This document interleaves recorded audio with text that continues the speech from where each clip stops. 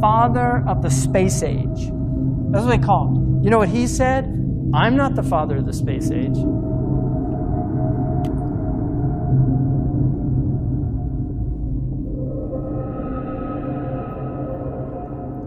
That's the real father of the space age. Okay, now this guy, who was at Cal Poly Tech, right? This guy, Jack Parsons, was openly a devil worshiper.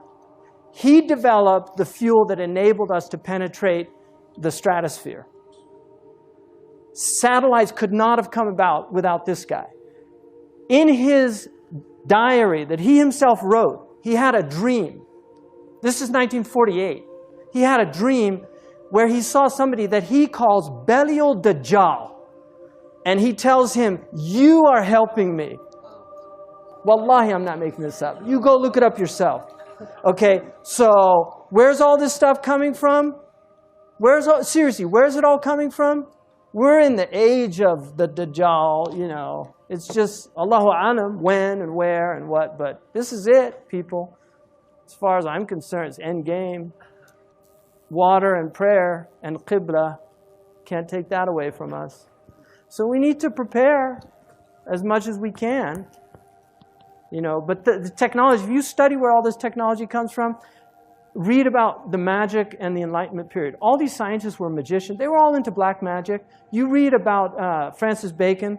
I just read a biography of Francis Bacon called Knowledge is Power, Magic and the Creation of Modern Science.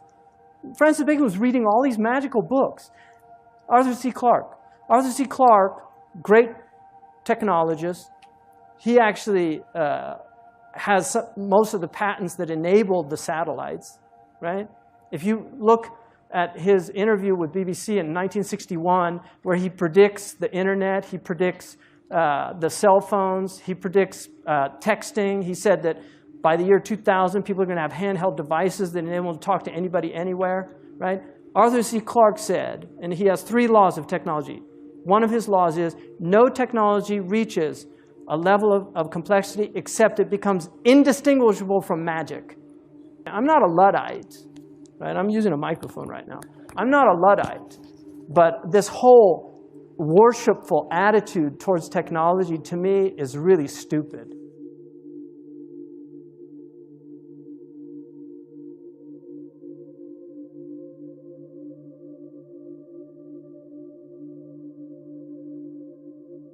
The average American now spends more than 4 hours a day using a smartphone. By the way, that's what the surveys say. The real number's got to be higher than that, because that includes making phone calls, surfing the internet, checking emails, probably 115 other things, taking pictures, texting them to your brother-in-law.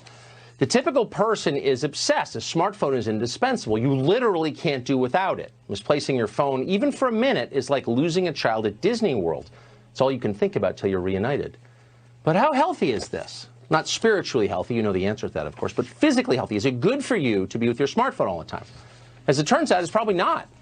Several published studies have linked mobile phone radiation to cancer. The National Toxicology Program, a government organization, found that, quote, high exposure to radio frequency radiation used by cell phones was associated with clear evidence, we're quoting now, of tumors in rats. In 2012, Italy's Supreme Court upheld a ruling that said there was a link between a business executive's brain tumor and his heavy use of a mobile phone. Our trusty FCC, though, says there's nothing to worry about. According to our federal agencies, smartphones are entirely safe. Here's the problem with that claim. When the FCC screens for phone radiation, they allow companies to test their phones from up to 25 millimeters away from a person. That's really far. The manual for Samsung's Galaxy 10 Note Plus, for example, tells users that the phone, quote, should be positioned at least 0.6 inches away from your body. Okay, but when was the last time you actually held a phone at that distance? If you're not on speakerphone, you've never held a phone that far away. You have it right up against your ear. And when it's in your pocket, as it typically is, the phone is mostly about 2 millimeters away from your body. A lawsuit filed in December against Samsung and Apple cited its own tests from an FCC-accredited lab that showed at 0 millimeters, the iPhone 8 hit users with 5 times as much radiation as federal exposure limits allow. Samsung's Galaxy X8 was 3 times as high. Now, both of these companies regularly run ads encouraging the use of their phones in unsafe ways. An Apple ad shows a woman falling asleep with an iPhone touching her body. A Samsung commercial shows a pregnant woman holding a cell phone to her belly to take a sonogram. Can you imagine they did that? We should be worried about this. In this country, there's almost no public conversation about the risks of this. None. Let's hope we don't have to wait until the statistics become undeniable to talk about it. Radiation from your mobile phone may affect your memory, new research suggests. The study found that when teens frequently held their smartphones to their ears, increasing their brain's exposure to radio frequency electromagnetic radiation, it had a significantly adverse effect on their visual memory, especially when the cell phone signal was weak. Go to Settings on the phone, all right? Under General, under Settings. Then go to About, which is at the top. You got there? About, yes? Okay. Now you have to scroll all the way down to something you don't normally see, called Legal. You got to Legal? All right. Now click on RF exposure. Now you can read it later, but it's basically telling you that you need to know that you cannot keep the phone directly next to your body without exceeding the as-tested exposure guidelines. All smartphones come with some information that basically says, don't keep the phone in your pocket or you will exceed the as-tested exposure guidelines. Now, how many of you knew that before today? A mobile phone and the microwave oven use a very similar frequency. The difference between them is power. The power of the microwave oven is 1,000 watts. And of course, that's power that can heat up a cup of water in maybe 60 seconds. The microwave oven, the mobile phone, the cordless phone, the Wi-Fi monitor, the baby monitor, they all use the same frequency. They differ in power. They also differ because mobile phones and Wi-Fi devices emit pulsed microwave radiation. It's the pulse, not the power, that appears to be biologically most important. The pulse that is erratic and irregular, like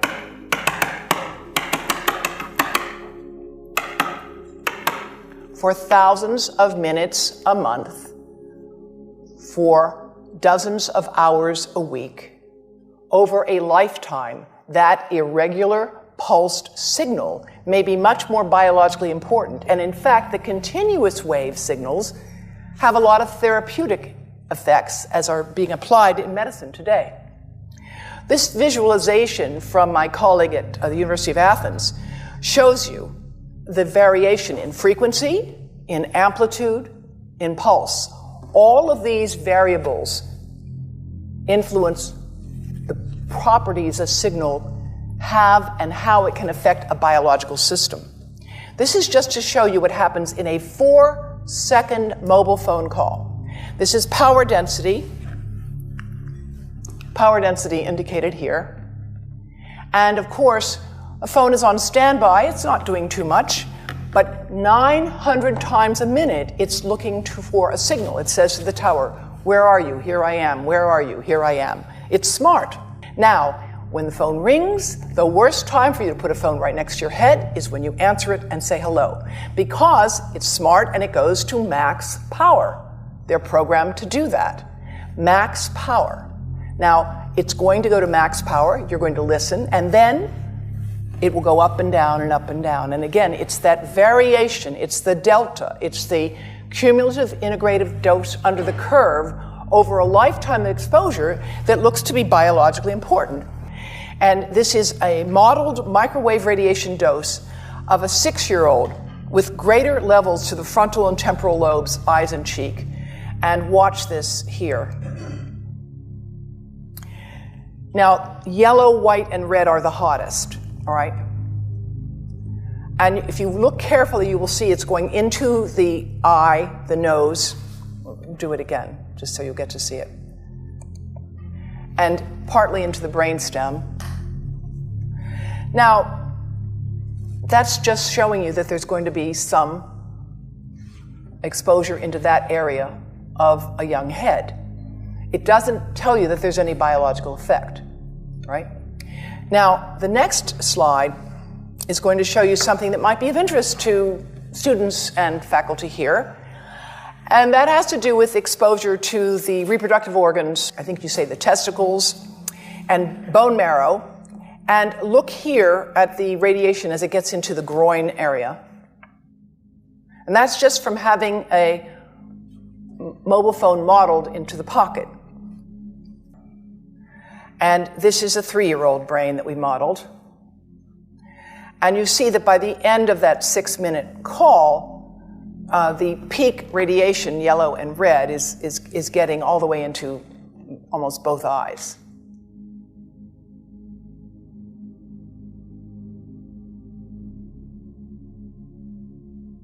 5G fifth-generation technology promises faster download speeds and conveniences that most of us have never dreamed of, but will also be blanketed with a new type of radiation called millimetre waves. Health experts are warning about the rising risks with a 5G rollout. It's not been made clear to the public that 5G won't just be another number and letter on your cell phone. It requires an entirely new infrastructure of thousands of small cellular antennas to be erected throughout cities where it's going to be installed. What would 5G infrastructure look like? Small cell antennas could be placed as close as every third hydro pole.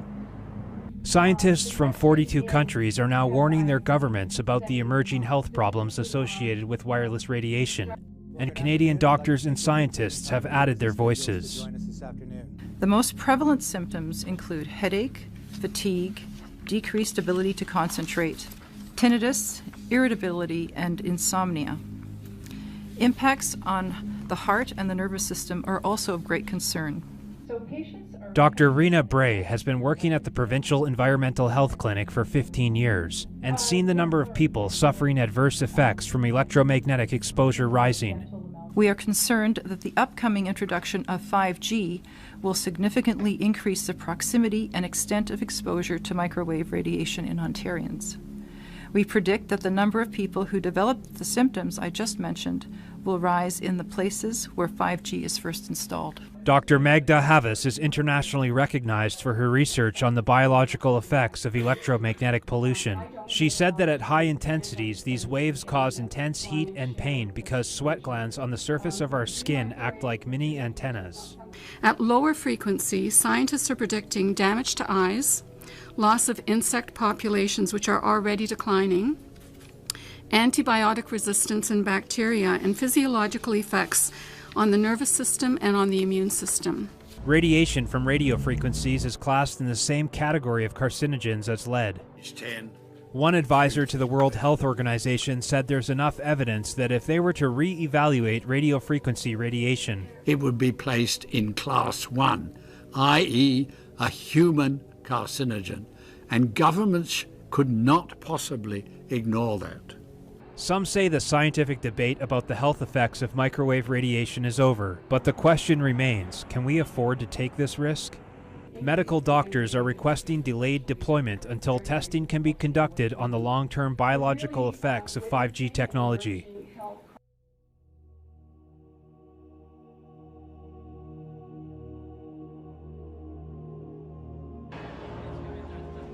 It's the dawn of a new era in China. 5G is now commercially available for the first time. The commercial process of 5G is speeding up, with more than 130,000 5G base stations expected to be open nationwide by the end of the year. 5G is 100 times faster than 4G.